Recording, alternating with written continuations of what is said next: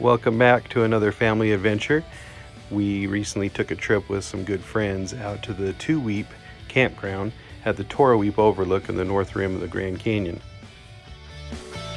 Sherry and I met some friends at the campground that evening, set up camp, and then we had a campfire. Kind of talked about what we were going to be doing that next couple of days, and then we proceeded to go to sleep. And when we woke up in the morning, this is what we had to wake up to.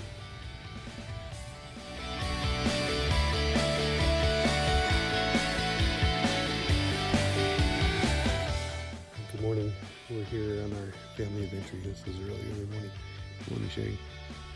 She's a morning person, I'm not, so she's just up and at it. But we wanted to kind of show you where we're at. We're at the Tuweep Campground. Had an awesome night with some great friends last night. We just wanted to give you a panoramic of kind of the area we're at. Look at that.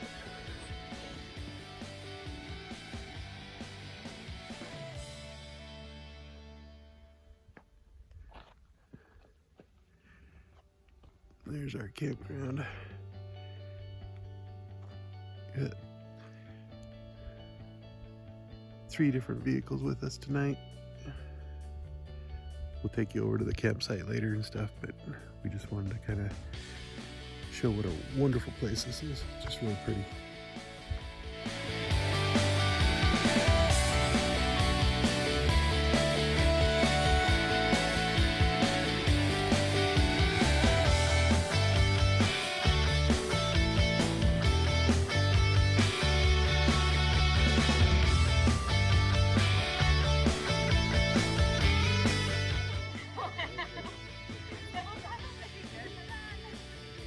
You guys remember what the name of this trail was?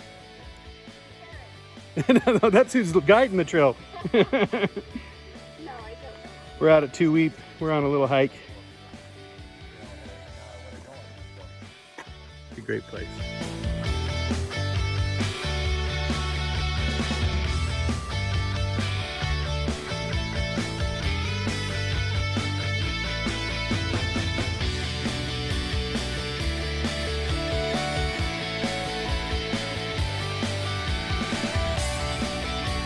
All right, we're still on this hike.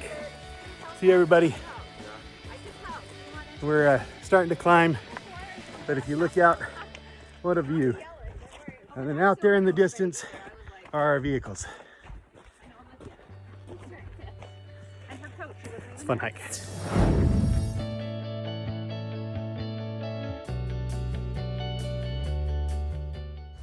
At this point, we had 2 other friends come out and join us, Joe and Chantel, and they brought us some sandwiches for lunch. We all ate lunch, and then we headed off. And we were off to find Toroweap, which is a petroglyph site. But we wanted to take some roundabout way of getting there, so we took a Jeep trail that we found, and it was a fun adventure doing that.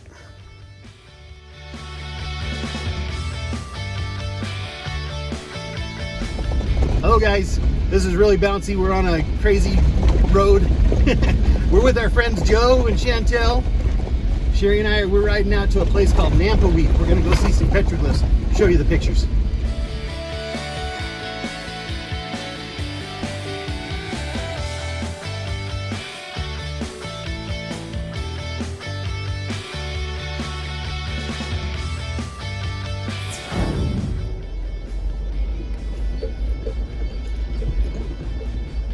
We decided to take a off the beaten path trail, and as you can kind of see, it might look better on video, but it really has not been used very often. This trail is off the beaten path, but we're having a good time. This is going in between where the turnoff was at Nampa, where it said Toroweap on CO5, and getting us over to where the old sawmill was. So we're just kind of going over the mountain.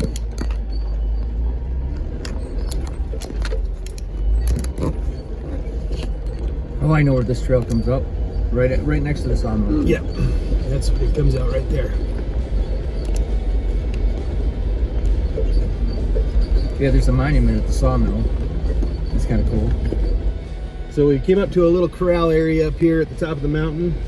There is water up here, but it says game water, so do not drink it unless you like to go to the hospital. So anyway, this is a beautiful path. Look at this terrain that we're coming up into. It's just gorgeous. This is gonna be fun with that tent. You got to straddle it. And somebody else has been up here recently. Yeah, this is new. This is as far as he went though. He turned around up there and went back. He's got double tracks here. So somebody's been on this trail recently. There's some recent tracks, but he turned around right there at that corral. Looks like there's tracks up here though. Look at the tracks on that road. In front of us, see?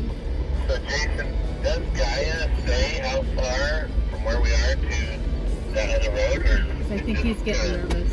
leading us between the two trails? I could actually go and measure it, so it does say technically, but it's not like your regular road map where you just put it in and it tells you. Is he worried? Ask him if he's worried. So how many fingernails is it between where we're supposed to be?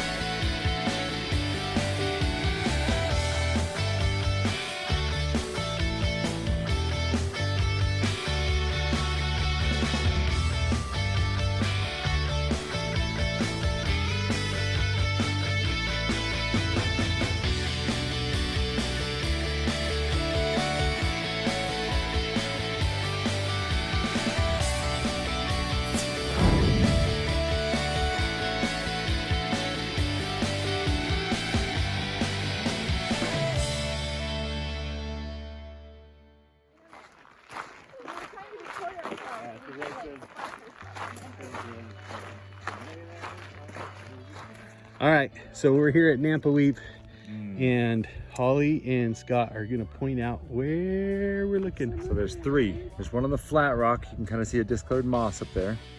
Right there. Then behind some bushes right here. Up above that bush. And then the darkest ones are right over there on that flat rock. Oh yeah. See them? I don't think you're quite on them. Up to No, the left. right there. Over there. Yeah, where are those ones at? So I see saw this the ones mossy? right Go to the right a little bit. Right Right there. Oh, dang, yeah. How did I not see that? Those are awesome. You'd be lost without us. Yeah, that's why I had you guys showing us. Yeah. There we are. That's the one that we were just pointing out. Look at that. You got the circles. You see those all the time on these petroglyphs. And these are all going to be some symbols that somebody who was walking through here recognized and understood. Kind of lost to us today.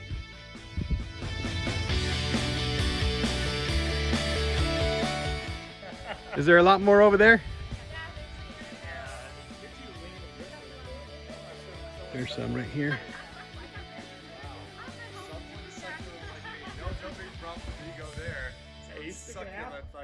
I know when I ate that apple this morning, you're all thinking of.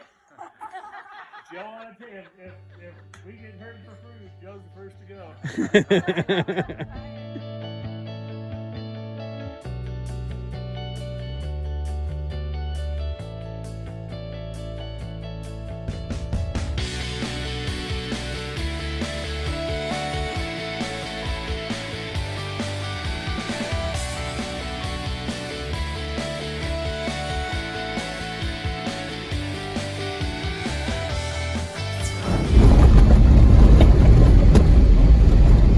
Now back towards the Tuweep Campground.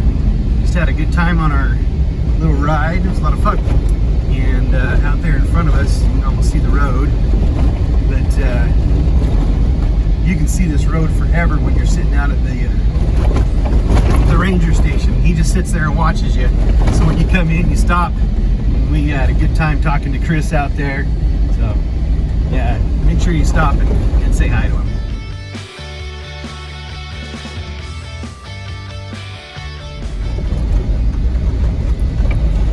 Coming up on the ranger station, aka Chris's Casa. That's kind of what we've named it. See Grand Canyon National Park, Tuweep area.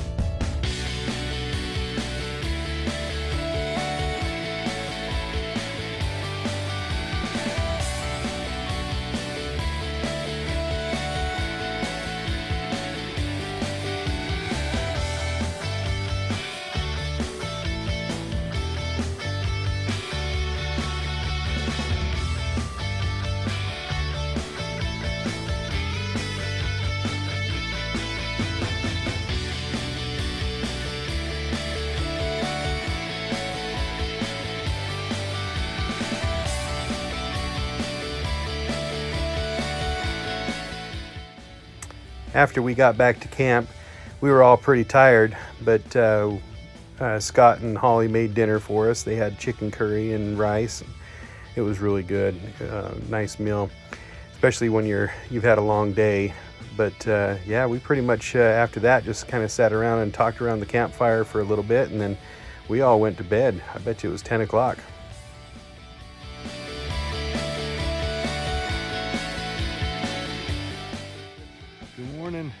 So this is the beginning of the last day for us camping. So we've just had a really good time out here at the Tuweep Campground.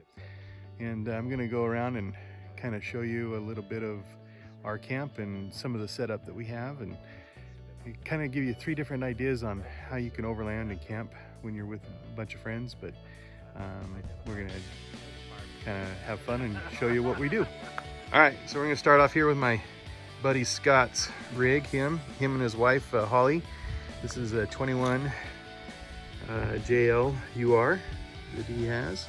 It's got a rooftop tent up here by Roof Nest. It's the XL. And kind of totes do you have here, Scott? So I really like these Pelicans. These are 1650s. They're airtight and watertight. They're strong enough to jump up and down on. And I really enjoy them because they lock in the back of the vehicle very nicely. They're kind of wedged together, and it helps us categorize, different clothing stuff or food stuffs or whatever. It keeps it fair for critters. So he's got a really clean setup because you can see that these things pack up real well, and the back of his rig isn't really cluttered up as much as mine is because I just throw a bunch of stuff in there. But this tent's pretty sweet. What do you like about it? Yeah, so I mean, definitely the best nights of sleep I've ever had. It's larger than a queen in there. The breeze, you're a little more accessible to the breeze because you're up off the ground. We had a little bit of, not strong winds, but some solid winds last night that didn't really affect us. These panels that pop open are beautiful, and then one of the best things is that sunroof, that skylight. You can go to sleep staring at the stars. I'm gonna walk up here and let him see some of that. Hopefully I don't fall off the ladder while I'm carrying this, but you can see up inside here, and there's the sunroof, and got plenty of mesh, keep the critters and the skeeters out. So it's really solid because of the expandable base, and then there's an LED light bar up there. You just put a power pack on it. Right up in there, huh? It just allows for a little LED light in the background. We hung a lantern just a secondary. And then this is great, because when you get halfway out, you hang your feet off the edge. And with the wife's boots and our boots hanging there, it's easier to change the socks and put your boots on and stuff as you walk up and down. I thought this was going to be rickety, but I mean, I'm 200 plus, and it's been nice and solid. There's some learning curves that they put it in together, but we've only done it, once or twice, you and I, Jason, and it's easy once you get your habit formed. Yeah, this is a new tent setup, so this was our first tryout for it. In fact, would this be our first official overland? Oh camp out as a group. And yeah, and that hard shell, you know, I got a little bit of a whistle in the beginning. As the wind would whistle on it, we shoved a piece of heavy foam underneath there, and that has completely stopped that whistle as you're driving down the road. So. And I know a lot of people wonder if there's any wind noise that comes from that roof rack, and you found that there was. Was it with just the roof rack, or was it with just the tent on there as well? So the Rhino rack really didn't add any whistle or change that I saw, but as soon as we added the hard shell of the tent on there was definitely a whistle at about 35 or 40 miles an hour. It would start, and it would get progressively louder as you went. But as soon as I put that foam in there. That's a really good way of doing it. They have different deflectors and stuff that'll help get the wind over it, but that's a simple, easy one. You already had it. So yeah, it's sweet. So let's see, I think we'll go over to mine next. Thanks, Scott. So you guys have seen Scout here. This is my 2012 Jeep Wrangler JK. And so my wife and I, we sleep in the back of our Jeep, and we have this tent here on the back. Now, we've only used this tent a couple of times. It's by Ridgeline, and it attaches, you can see, to the back. We had to, sorry, there's my shadow, shouldn't have put that in there, but we had to lift it up and get leveled out as well as we could. Scott helped us out, get that leveled real well. But what we like about the tent is we can disconnect and then take off and go do some trips like what we did yesterday. Saw some of that on the video, but yeah, the bed's not made, but we're gonna fix that here. But we just sleep in the back. We have the air beds, and this is sweet because when we wanna inflate, it has its own inflator here and deflate, so inflate. But at this point, we want to deflate it, so I can just flip that switch and you can kind of see it going down. Just sucks all the air out of there. I'll finish that up here in a bit. We're getting ready to pack up, and we're gonna clean up camp and get out of here. But the one thing I don't like about this is you can see the tailgate just opens up in there, and usually when I'm on the trail, that's getting dirty or muddy and stuff, and that's probably not the best thing to bring into your tent. But we use this really just kind of for storage and keep all of our stuff so we don't have to carry it around with us when we're going out camping. But look at that view, guys. This is what we wake up to in the morning. This is why we do things like this. And I was just telling them, this is kind of the first time I've not gone out with the Boy Scouts or with my family, and just hanging out with some good friends, and super enjoyable. We got some super great friends hanging out here at our camp at Tuweep. So anyway, up here, we're gonna come up here and talk to my friend Joe, but show you our campfire. Now there is a fire restriction, and what we went and did is we got this this fire pit. I'll put a link in it on what it was. We got it from Amazon. Super cool. It was like 130 bucks, 120 something dollars, and just took it up to a propane. It has a long cord there, and we've got it closed up now, but it has lava rock in there and warmed up, and it was really fun to sit around the campfire and be able to talk, especially when there's a fire ban going on right now. And our little camp kitchen area. Hi, Sherry. Hello. Hello, Holly. So yeah, we just got that all set up. And here's my buddy Joe. And his where'd your wife go? She's in the tent. Uh-oh. She's cleaning. You're cleaning, huh? So Packing up. you've got, what is yours, a 21? Yeah. Jib- 21 JL Rubicon. And how many miles did you have on it? We just hit 2,000. Woohoo, 2,000 miles. So it's brand new. He just got it, put a new lift on it, got those are the old tires, right? Off your old Jeep. So he just transferred the tires over, and he's got his spare up on top. Notice that it changed the center of his gravity a little bit and was bouncing around, wasn't it? So Yeah, it's but- different on those, on your roll. You So- can feel it. you've done a lot of camping in this tent before. Why do you like to camp with a tent? Well, we have a big family. We have 7 children, and we've traveled back east 3 summers in a row, and we like to camp on the way. So this typically is our kids' tent. We actually bought it when our other tent broke mid-travel. So Ooh.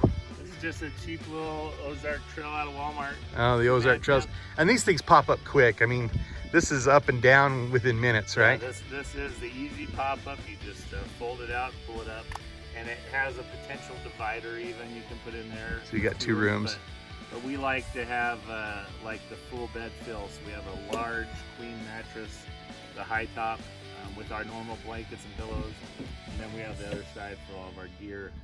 And it's just it's like having your little house with you. Cool. But, it packs up fine, and we had plenty of room for all of our stuff. Kim, are you gonna let us see inside? Oh yeah. I just said I don't think Jason was looking inside tents. Look inside. Well, we're good. I think people may want to just kind of be curious. I know we're getting ready to pack up and put things away, but you can see that we've got yeah, they've got a whole bed in there. That's like it's a home away from home, isn't it? Yeah. So Plenty of room. yeah, so yeah, there's plenty of room. So This would be the most cost-effective camping solution.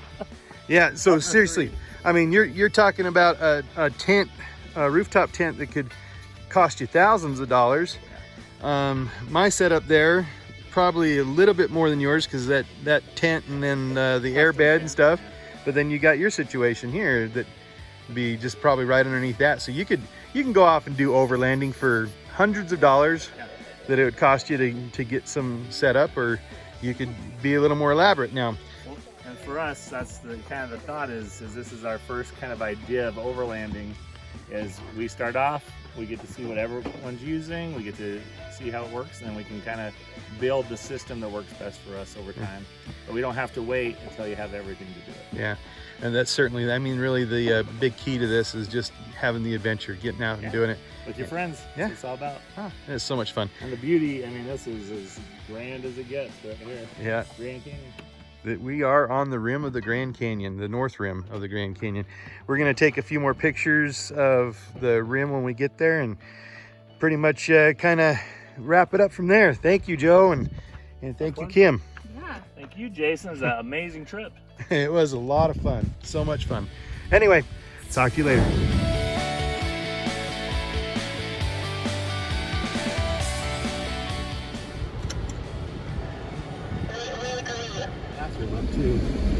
My wife's becoming an off-road expert because we started bouncing on those rocks. She just got, I don't think the sway bar is disconnected. And sure enough, she was right. She's getting... And that's why I had stopped towards there as well. I thought, I gotta remember when I leave to disconnect it. So I'm not halfway through the ride trying to keep up and then remembering when we're all getting all jostled around. So, smart. And here I am thinking, there's no way I'm going to stop and get out underneath my Jeep and disconnect right now. You guys are just lucky with that button. Insert your own, Jason's gonna buy a JL comment right here.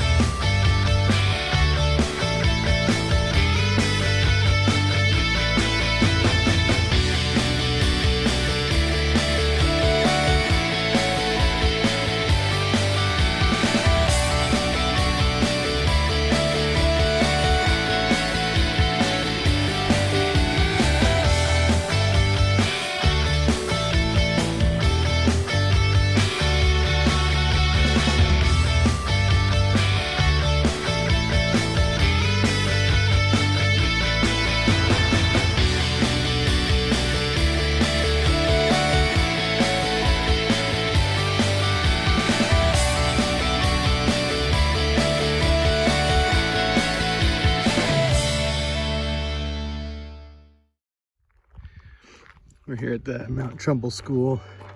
It's a cute little school. This has been rebuilt. Yes, some people came out and started a fire years ago, and then the organization of Mount Trumbull has rebuilt it. But this little city here was a cute little city at one point, and there's still people that live here. but not very many.